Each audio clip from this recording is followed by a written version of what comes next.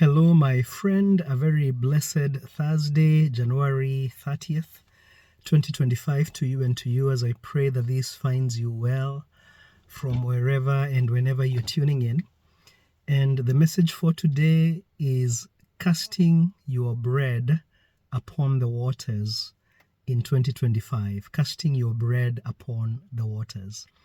So this message was inspired this morning as I was taking my son to school. Along our route, there is a place where we go under a railroad track. And as we were going through that underpass, there was a train going by. And it seemed as if every car on the train had graffiti on it.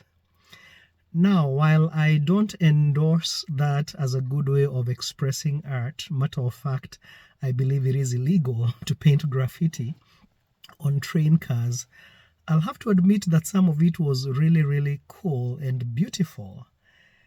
And it inspired me.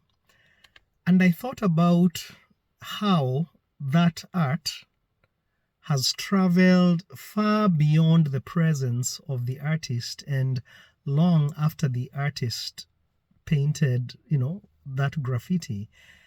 For all I know, the artist may have been halfway across the country, and that graffiti might have been done years ago. But still, their mark, their imprint, their impact has obviously traveled far and wide beyond their time and space.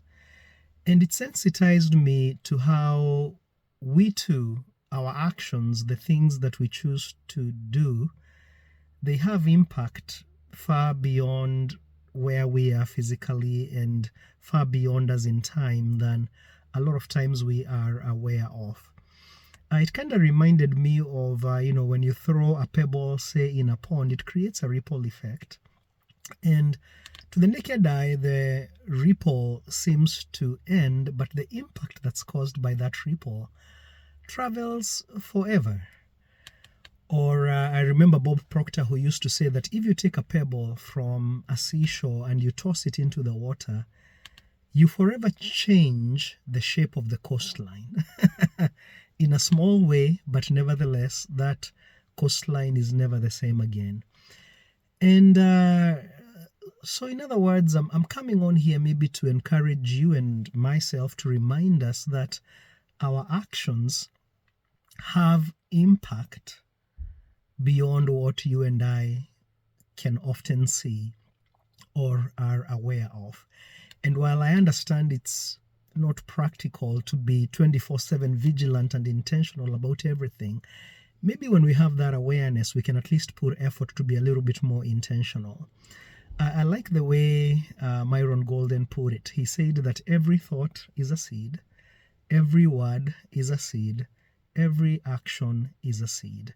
And what we put out in the world invariably travels beyond us to touch many people beyond where we are, to touch even generations to come. It travels beyond our time and space. And what's interesting is that it not only goes out to touch others, but it invariably comes back to us. By the law of sowing and reaping and cause and effect, or the boomerang effect, if you will, whatever we put out eventually comes back to us.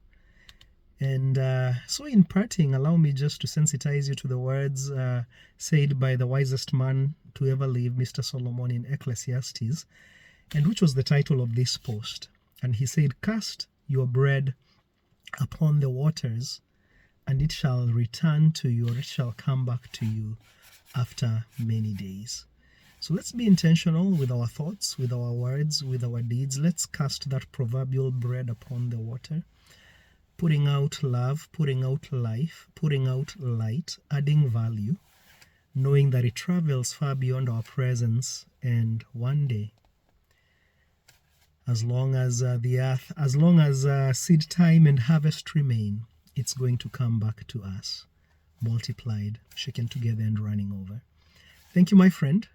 And here's to continuing to be intentional in 2025. Until next time, God bless. Bye-bye.